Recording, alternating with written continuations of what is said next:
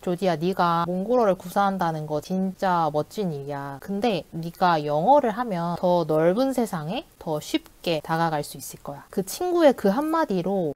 여러분 안녕하세요, 조디입니다. 오늘은 제가 왜 몽골어를 관두게 됐는지 이야기 나눠볼게요. 참, 제가 몽골어라는 굉장히 생소한 언어를 구사한다는 걸 모르셨던 분들도 있겠죠? 저는 교환학생 신분으로 몽골 수도인 울란바타르에서 6개월, 7개월 정도 거주를 했어요.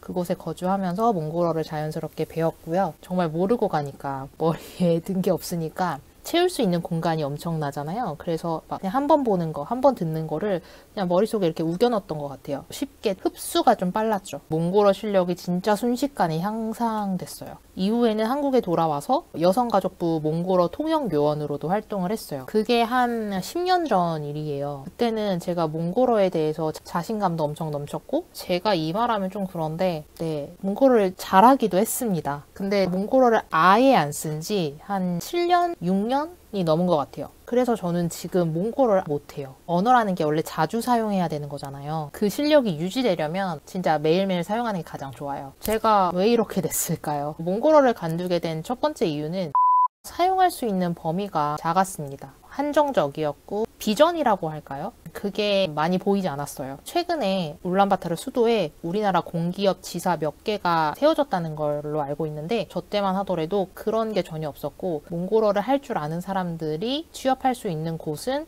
대사관 정도가 제일 잘한 거? 근데 여러분도 아시다시피 취준생 시절에 많은 기업에 대해서 준비하고 지원하잖아요. 여러분들 준비를 하다가 느낀 거예요. 아, 몽골어가 굳이 없어도 내가 지원할 회사가 있구나. 은근히 많구나. 근데 내가 몽골어라는 이 메리트를 사용해서 지원할 회사는 한정적이구나. 그래서 취준생일 때 몽골어를 그만해야 되겠네? 라는 퀘스천 마크가 처음으로 생겼습니다. 그리고 취업이 되고 몽골어를 딱 한 번 썼어요. 회사 다니면서 제가 몽골로 출장을 가게 된 거예요. 그것도 회사 내부에 몽골어를 사용할 줄 아는 사람이 저가 유일해서 제가 간 거거든요. 저라는 직원이 없었으면 저희 회사는 굳이 몽골하고 그 몽골 회사하고 협약 이런 걸 안 맺었을 거예요. 다른 나라랑 맺었겠죠? 그래서 사회생활하면서 더욱 더 느끼게 됐습니다. 아, 몽골어가 필요가 없구나.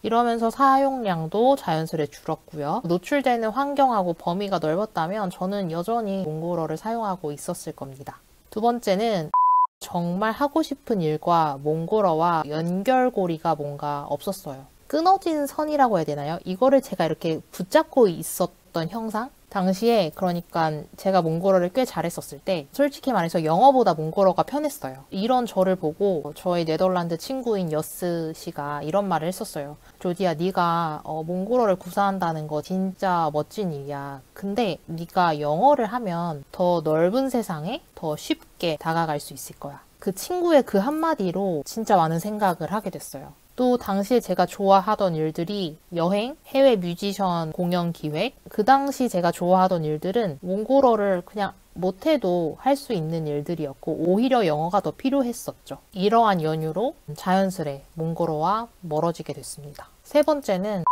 사람과의 관계에 있어서 관계 유지에 몽골어의 필요성이 현저히 낮아지게 됐어요. 몽골에서 만났던 친구들, 체코인, 일본인, 또 러시아인 등등 이들과 꾸준히 연락하면서 관계를 유지를 했고, 근데 저희가 처음에는 몽골어로 의사소통을 당연히 했죠. 서로 각자의 나라로 흩어지고 난 뒤에도 몽골어로 의사소통을 했어요. 그런데 어느 순간 우리가 영어로 소통을 하고 있더라고요. 제 친구들도 저처럼 몽골을 떠나니까 자연스레 본국에 가니까 사용할 수 있는 노출되는 환경이 영어가 더 많고 몽골어는 거의 없어진 거예요. 그러니까 자연스레 우리가 다 몽골어보다는 영어로 소통하는 게 더 편해진 거죠. 이러한 이유로 몽골어보다 영어를 더 자주 사용하게 됐습니다.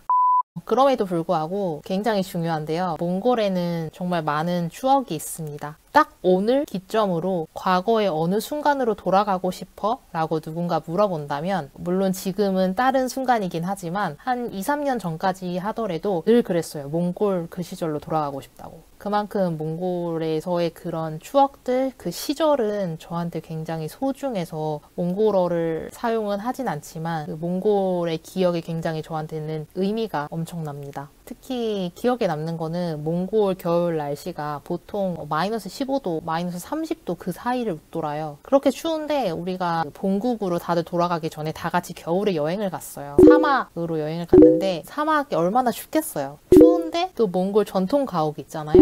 그 게르에서 다 같이 잔 거예요. 그 천조가리 하나 있는 집인데 얼마나 춥겠어요. 추웠지만 다들 오들오들 떨면서 막 깔깔깔깔 대면서 그렇게 막 여행도 했었고, 결국엔 추워서 새벽에 다들 막 호이팅 호이팅 하면서 일어나서 라면 끓여 먹고, 그런 모든 기억들. 몽골어는 잊혀졌지만 몽골이라는 기억은 생생합니다. 근데 기회가 된다면 몽골에 한 3, 4개월 체류를 한다면 잊혀져간 몽골어가 또 스멀스멀 올라올 수도 있어요. 왜냐면 언어를 많이 배워보신 분들은 아실 거예요. 언어라는 게 참 신기한 게, 내가 한번 잘 습득했던 언어는 어느 정도 또 다시 연습을 하면, 그리고 그런 환경에 노출이 되면 그때 그 능력까지는 못 올라올지 몰라도 어느 정도는 다시 올라오잖아요. 이런 자신감이 어디서 나오는지는 모르겠지만, 오늘은 제가 왜 몽골어를 관두게 됐는지에 대해서 이야기 나눠봤습니다. 여러분께 도움이 되는 영상이었길 바라고요. 저는 다음에도 유용한 영상으로 돌아올게요. 여러분, 오늘도 수고 많으셨습니다. 안녕!